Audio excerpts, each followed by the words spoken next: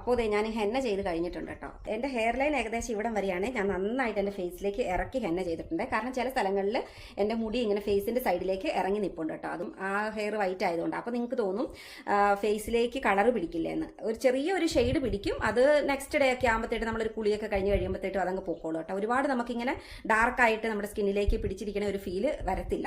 പിന്നെ എല്ലാവരും ചോദിക്കുന്ന ഒരു കാര്യമാണ് ഹെന്ന ചെയ്യുമ്പോൾ പനിയും ജലദോഷവും ഒക്കെ വരുമോ എന്നുള്ളത്.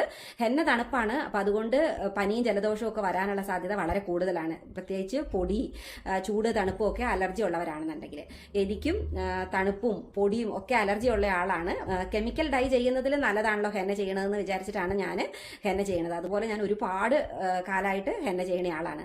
അപ്പോൾ എനിക്ക് ഹെന്ന ചെയ്ത് കഴിയുമ്പോൾ എൻ്റെ ബോഡിക്ക് തണുപ്പ് ഫീൽ ചെയ്യുവാണെന്നുണ്ടെങ്കിൽ ഞാൻ ചെയ്യാറ് ചൂടുവെള്ളം സിപ്പ് ചെയ്ത് കുടിച്ചുകൊണ്ടിരിക്കും ഹെന്ന കഴുകുന്നോടം വരെ. അല്ലാതെ കാലിൽ സോക്സ് ഇട്ട് വെക്കും, സ്വെറ്ററൊക്കെ ഇട്ട് വെക്കും. കാരണം നമ്മുടെ ബോഡി അധികം തണുക്കാതെ ഹീറ്റ് ആയിട്ടിരിക്കാൻ വേണ്ടിയിട്ട്. നമ്മുടെ ബോഡി തണുക്കാതെ ഹീറ്റ് ആയിട്ടിരിക്കുവാണെന്നുണ്ടെങ്കിൽ നമുക്ക് ജലദോഷവും പനിയൊക്കെ വരാതെ ഇരിക്കാനായിട്ട് അത് നമ്മളെ സഹായിക്കും.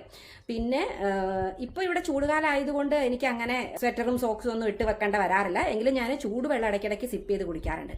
പിന്നെ നമ്മൾ ഹെന്ന ചെയ്തതിന് ശേഷം കിച്ചണിലെ കുക്കിംഗ് ജോലികളൊക്കെ ചെയ്യുവാണെന്നുണ്ടെങ്കിൽ നമ്മുടെ ബോഡി ഹീറ്റ് ആയിട്ടിരുന്നോളും. അപ്പം നമുക്ക് ജലദോഷവും പനിയൊക്കെ വരാതിരിക്കാനായിട്ട് അത് നമ്മളെ സഹായിക്കും.